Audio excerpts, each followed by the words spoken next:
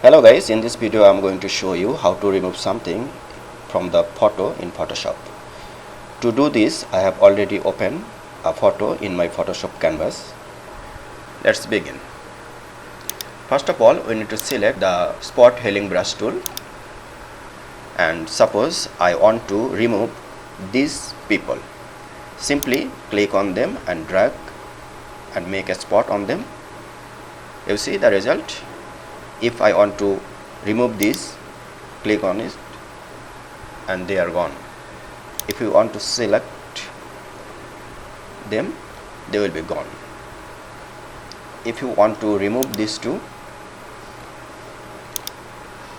they are no more. This is how we can remove the object in the photo using the Photoshop healing brush tool. If you find this video helpful, please subscribe my channel. Thank you very much.